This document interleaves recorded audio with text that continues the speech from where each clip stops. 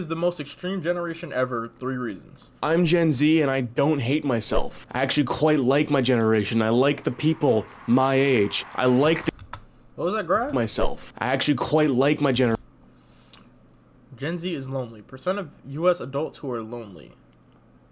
Gen Z, 79%. Men, women. Why are men and women separate from Gen Z, millennials, and boomers? I like the people my age. Millionaire I like the 23. unity we have together. I like 34% of Gen Z believe that buying a home will always be out of their reach for financial reasons. I don't think it'll always be out of my reach, but it is out of my reach right now. the struggles we go through. Millennials and Gen Z never be able to buy a house. Teen suicide rate has surged by more than 40%. I can look at someone else in their early 20s and take a pretty good guess that they are feeling the same things I'm feeling. This deep and intense search for meaning in a culture devoid of truth, of purpose, of anything. See, the thing is, you can have power or you can have meaning. But you can't have both. Where people used to give up all of their power, their will to power, their individual will, for the glory of God, the glory of religion and kingdom, or whatever higher purpose they look towards. We've done away with that, and now any one of us has the opportunity to seize vast amounts of power, power that no peasant could ever imagine having. But we have no meaning, we have no purpose, we have no inherent purpose to do so. What God are you answering to? Now take this meaninglessness, combine it with rampant individualism as a search for power and a search for meaning, and put the whole thing online, and you're left with the most extreme generation to ever exist. As Generation Z reconstructs meaning and reconstructs purpose from the ground up, they are led by 3 guiding ideologies, and understanding what these concepts are will help you to understand the culture at large. Talking to a paintbrush? Part 1. Nihilism, as it is experienced, the actual existential sense of the meaningless and futility of life, is not the product of an intellectual theory. Viktor Frankl wrote this to explain that, contrary of how you may feel, existential dread is a product of your environment and your scenario. It's not like you can just one day think the wrong thought and then be empty for the rest of your life. That's not the case. It's all environmental. It's all mental health. Realizing the insignificance and meaninglessness of one's life could be soul-crushing for one person to realize, while someone else could take those same realizations and have it produce a profound sense of freedom. These 2 types of nihilism are called active and passive nihilism. Now, I know nihilism isn't a new concept to anybody watching this video. Just to say that Gen Z is nihilistic doesn't tell the full story. And when you look at the meme of the doomer and the bloomer, that's the difference that those memes are riffing on. They're really important to understand, especially active nihilism. Active nihilism and the way it uses the meaninglessness of life as a vessel for action is the foundation for the next 2 concepts I'm about to explain. Facts. That's true though. That is true. I'm not gonna lie. That's a factual statement right there. You know what I'm saying? Active nihilism. Look, bro, we're on a floating rock in the middle of space, which is really just infinite nothing. And the nothing is getting bigger as the rock we're on is spinning around a gigantic light that eventually is going to pull us toward the light and destroy us, right? So all of that means, what are we doing here? Like, why are we paying taxes, bruh? Like, why are we paying to live, bruh? Why does it cost money to live life? Like, I wanna go to a version of Earth that ain't had no money, bruh. I want to go to that version of Earth, bruh. A version of Earth where we could just be ourselves, bruh, and we could just be happy being ourselves, bruh. Everybody's happy being themselves. Like, that's the version of Earth I want to go to, bruh. You know what I'm saying? I think that's in the next life, bro. I think the next life, everybody's just happy because everybody's living their purpose. Everybody, you know what I'm saying? You did what you were supposed to do on this planet. You're on the next. You know what I'm saying? And I don't know, bro. It's Part 2. crazy. It's crazy, Optimization. bro. Thinking about it, it's crazy. The human brain. But then that also just gives you, like, why would anything matter? If it's all gonna be gone in a couple 100,000 years anyways, like, what the fuck does it, like, if we're not gonna make it out alive, then what does it matter? What is the point, you know? Hasn't evolved past when we were hunter-gatherers. That's still what we are. We're not city dwellers. We're not modern creatures. The human brain can only maintain 200 close relationships.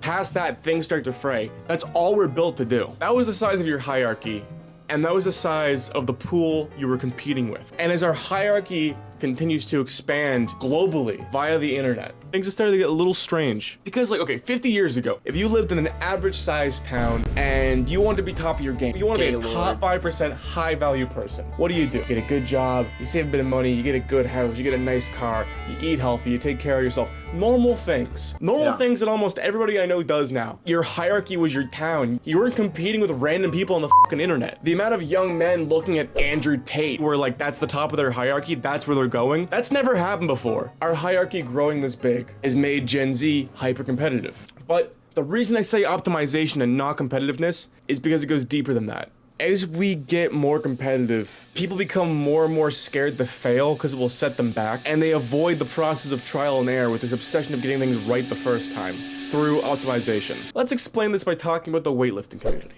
If you don't exercise, and then you start exercising, you've improved your life. Simple as that. But what if you could exercise better? If you knew that you could exercise better, the way you currently exercise just wouldn't cut it anymore. It's like leaving money on the table. What's the point of lifting weights if you're not consuming the proper amount of macros? And then what's the point of consuming the perfect amount of macronutrients if you're not lifting optimal? What if you implemented carb cycle, low impact cardio for recovery? You mean you're not f***ing taking creatine, magnesium, zinc? You're not sleeping 7 hours and 45 minutes a night? 6-day PPL, 4x10 at 8. This is 7 hours and 45 minutes a night. 86% of your ORM. Because if you're not gonna do it perfectly the first time, you should just kill yourself. This is what I mean by optimization. You can expand this line of thinking to every trial in life. Facts. The optimization and obsession with facial aesthetics and symmetry has created the black pill ideology. Optimized and results-oriented practices in the arts has created the lowest common denominator of pop music and visual art. We have so much accumulated knowledge. Other examples, Mr. Beast makes content for the widest audience possible. Content algorithms optimized to keep you engaged as long as possible while also having a monopoly on pop culture. Business, the results-oriented / optimized business will always be passionate business. Facts. Knowledge. And PSA, don't trust anyone who doesn't like Mr. Beast. They are antisocial and performatively rejecting pop culture. Fair. So many examples of successful people that their life is becoming like a video game with one broken build. Part 3.